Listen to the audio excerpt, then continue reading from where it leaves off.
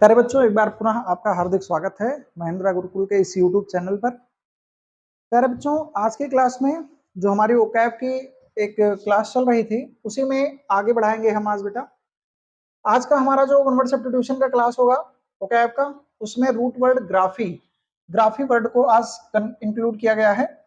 बेटा आप लोगों ने देखा होगा कि बहुत सारे ऐसे शब्द हैं जिनके लास्ट में ग्राफी शब्द, ग्राफ शब्द ये सब आया होता है। तो इसका क्या मतलब होता है, ग्राफी शब्द जब लगा होता है तो इसका क्या मीनिंग होता है। आइए हम लोग आज इसी पर चर्चा करेंगे और ऐसे ही आज 10 शब्दों को हम लोग देखेंगे जिनके लास्ट में ग्राफी शब्द आया होता है। देखिए, ग्राफी का जो बेटा मीनिंग होता है, ये इसका जो वर्बल मीनिंग होता है वो होता है कि स्टडी स्टडी या फील्ड्स, किसी भी चीज का स्टडी करें या फिर कोई भी बात है तो उसके क्षेत्र में जानकारी करना, इकट्ठा करना जानकारियां। जैसे आप बेटा मान लीजिए कि ज्योग्राफी पढ़ते हैं, ज्योग्राफी तो उसमें ज्योग्राफी है तो ज्योग्राफी है क्या, ज्योग्राफी में हम भूमि से संबंधित, पृथ्वी से संबंधित जितनी भी अध्ययन होती हैं उनको करते हैं। तो इस तरीके से ज्योग्राफी जो वर्ड होता है वो स्टडी ऑफ किसका हो जाता है, अर्थ का। आइए हमारा जो पहला शब्द है वो ज्योग्राफी ही है, देखते हैं। बेटा आज का जो क्लास है वो ज्योग्राफी, उसमें पहला वर्ड है ज्योग्राफी का मतलब होता है, देखिए जियो, एक वर्ड लिखा गया है जियो। जियो का जो मतलब होता है ये होता है अर्थ। बेटा क्या होता है, अर्थ। और कहीं भी अर्थ का ग्राफी, ग्राफी का मतलब मैंने बताया स्टडी। तो अगर हम अर्थ का अध्ययन करते हैं, mapping of earth and it's formation, अगर हम मैपिंग करते हैं किसका, पृथ्वी की मैपिंग करते हैं और इसके फॉर्मेशन की, यानी उसकी उत्पत्ति कहां से हुई, तो ये पूरा का पूरा जो स्टडी होगा वो क्या कहलाएगा, भूगोल कहलाएगा। तो ये बेटा क्या है कि स्टडी ऑफ अर्थ है। क्लियर है, स्टडी ऑफ अर्थ आप कह सकते हैं या इट्स फॉर्मेशन भी कह सकते हैं, अर्थ एंड इट्स फॉर्मेशन। देखिए दूसरा है बेटा कैलीग्राफी। आप लोगों ने बेटा कैलीग्राफी सुना होगा। कैलीग्राफी ऐसे कहीं सिखाई जाती है बच्चों को, जैसे जिनकी लिखावट उतनी अच्छी नहीं होती है, आप अट्रैक्टिव वे में लिखना चाहते हैं, तो अगर आप अपने राइटिंग को अट्रैक्टिव बनाना चाहते हैं तो एक कोर्स होता है कैलीग्राफी का। तो कैलीग्राफी एक वर्ड आता है जिसमें सुंदर लिखावट का अध्ययन किया जाता है, किस तरीके से हम अपनी लिखावट को सुधार सकते हैं, अच्छा कर सकते हैं। तो art of good hand writing, अच्छे हैंड राइटिंग का जो आर्ट होता है उसको हम, या उसका स्टडी जो होता है उसको हम क्या बोल सकते हैं, कैलीग्राफी बोल सकते हैं।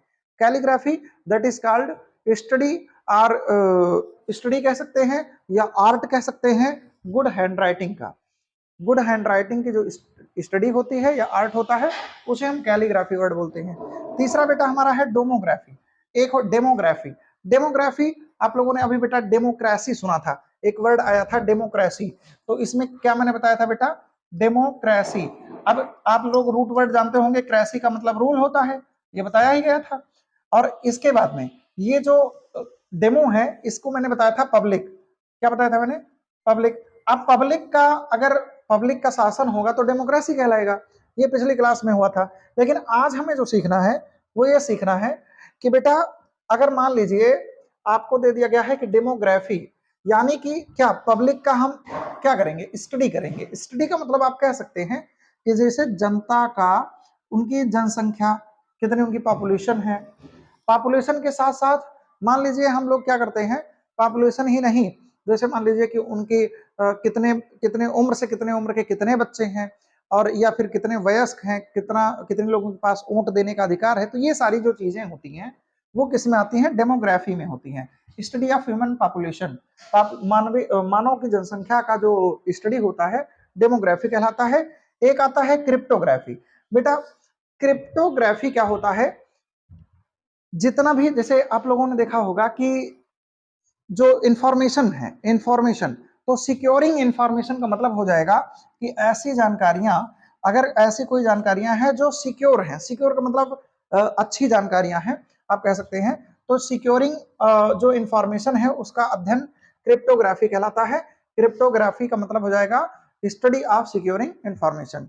आगे देखते हैं आज का जो और शब्द है बेटा, इसमें देखेंगे बेटा हिस्टोरियोग्राफी। आप लोगों को इस वर्ड से ही पता चल रहा होगा, ये कहीं ना कहीं हिस्ट्री से मिलकर के हिस्टोरियो बना है।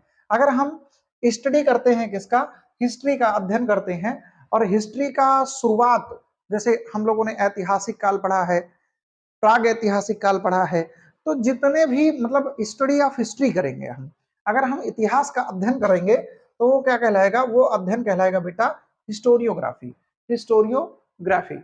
अब इसके बाद में है इथनोग्राफी, बेटा 6 नंबर पे हमारा है इथनोग्राफी।